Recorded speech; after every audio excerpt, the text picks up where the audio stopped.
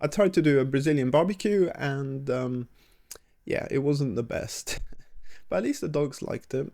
So yeah, the thing is, we Swedes, we're not the best at doing barbecues. And actually it might be down to the fact that we don't do barbecues that often, because our summers are pretty short, they're not that warm. So we don't do it that often, and so we don't practice and get good at it maybe. So a Swedish barbecue is usually quite simple. You just throw a few sausages on the grill, maybe some beef burgers. But yeah, it's pretty simple and it's not the best. And then if you compare it to Brazilian barbecues, now they are very different. So Brazilians, especially here in the south, they love to do barbecues. A lot of them have barbecues every weekend with friends and family. And they barbecue various types of meat, obviously beef, but also pork, chicken, lamb, and fish. So it's a lot more elaborate and just generally a lot better. And they have one special cut of beef, which they use a lot in barbecues, and that is called picanha, which is the rump cap or sirloin cap.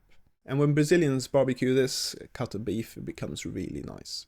But they barbecue other cuts of beef as well, and like I said, other types of meat, and they even barbecue sometimes chicken hearts, which I mentioned in another video. And yeah, I'm not the biggest fan of chicken hearts. I find them a bit chewy and not the best. But if you exclude that, the rest is very good. And then they also usually have some garlic bread, potato salad, and also some vegetables and a green salad as well.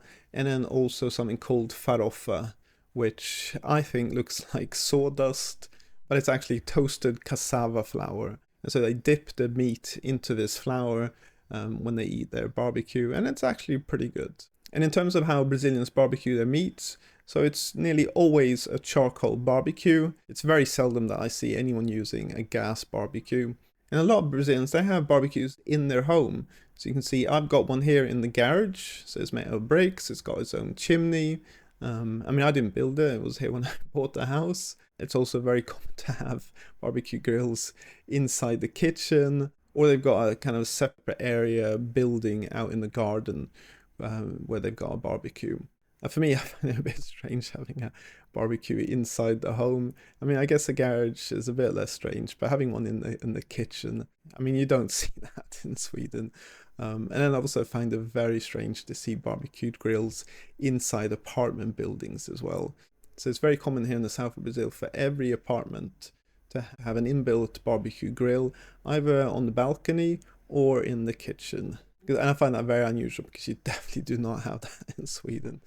And I was thinking, isn't that like a fire risk to have like an open flame barbecue very high up in an apartment building? And I'm pretty sure when I was renting apartment buildings in Sweden and the US and the UK, that there were specific rules saying that you're not allowed to have barbecues in your apartment or on the balcony because it was a fire risk. But here it's totally different. You can just have barbecues in your apartment building, no problems. And then in terms of how they barbecue the meat, so a lot of them use skewers or they use grills.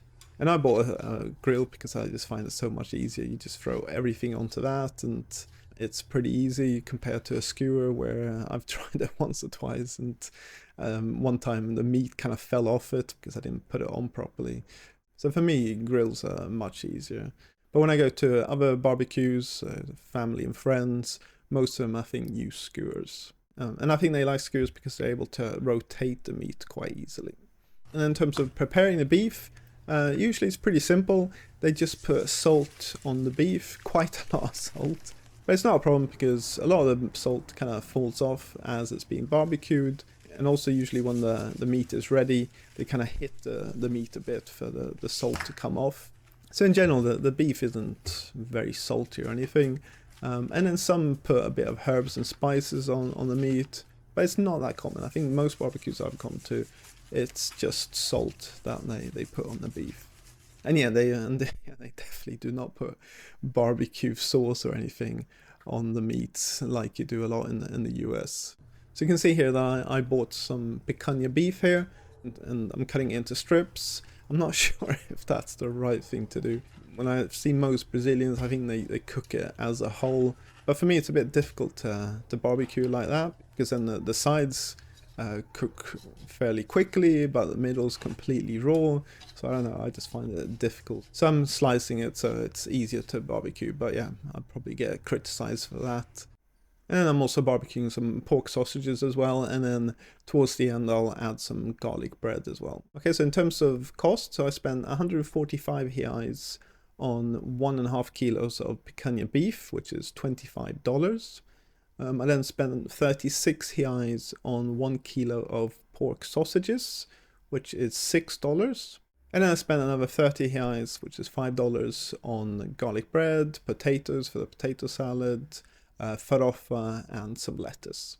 So in total I spent 214 reais, which is $37 on this barbecue. And obviously it's not just for me, it's for my family as well. Okay, so then when the meat's on the grill, let's just put it into the barbecue. And then after a few minutes, I'll just turn the sausages and the meat over a bit. And in total, it'll take less than half an hour to barbecue all of this meat. And at the same time, we're boiling potatoes here for the potato salad. And that's another interesting thing.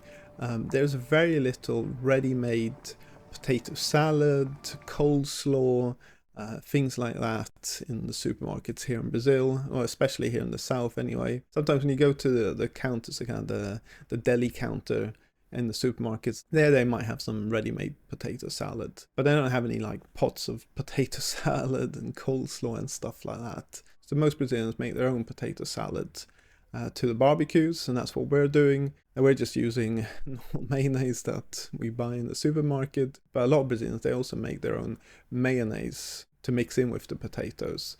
And some of them make it with raw egg. I mean, not all, that's for sure. But I have been to a couple of barbecues and they say that the mayonnaise that they used to make the potato salad was made out of raw egg. And for Sweden, alarms go off, salmonella, risk of salmonella. And I'm not sure what the risk is of catching salmonella here in Brazil, but I've seen, quite a few people make mayonnaise out of raw egg. But not everyone, some use boiled eggs, others use pasteurized kind of egg powder or normal mayonnaise. So yeah, I think that all Brazilian homemade mayonnaise has got raw egg in it. Okay, so I've flipped over the beef and the sausages a few times, so I think it's ready now. I always find it a bit difficult to know when the beef is ready. A lot of the time I have to take it out too early or too late, so let's see what it's like this time. So you can kind of see here, it's probably between kind of medium and well done, I guess. And then I would say probably in general that Brazilians kind of like their barbecued beef medium rare. When I go to barbecues and stuff, usually it's pretty pink, still a bit bloody when it's being served. Mine here is being cooked more, maybe I cooked it a bit too much. You can see a small bit of pink there, but not that much. So yeah, I think I maybe left it in a bit too long. But anyway, let's see how it tastes. I'll dip it into the farofa. No, it's good.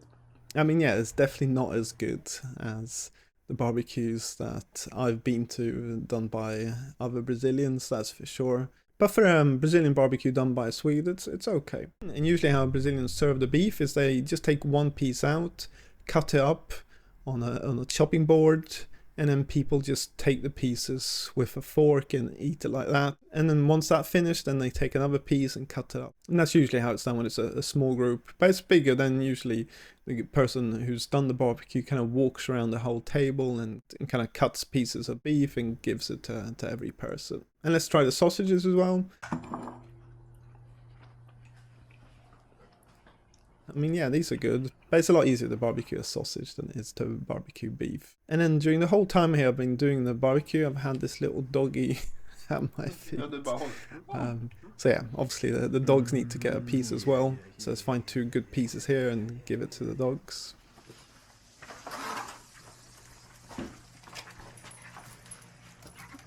Sit, caramelos. And yeah, they seem to like it, so yeah, definitely approved by my 2 Brazilian dogs. And don't worry, I made sure it was cold before I gave it to them. Okay, and this is the end result of the barbecue. So yeah, we all ate quite a lot. I would say it wasn't a complete disaster, but it wasn't a complete success either. Yeah, I think I left in the beef a bit too long. The outside was a bit burnt. So yeah, I definitely could have taken it out earlier. And also next time I think I'm gonna try and barbecue the whole picanha to begin with. And then after barbecuing it for a while like that, then maybe I'll slice it into pieces. I've seen some other Brazilians do that, so maybe that is a better way of doing it. And also I want to experiment with some other types of meat as well. Yeah, some other cuts of beef, and also maybe some lamb as well next time. So if you're Brazilian watching this, don't attack me too much. But yeah, I hope you like this video. Please leave a like, subscribe. If you've got any questions or anything, leave in the commentary below. So thanks for watching. Until next time.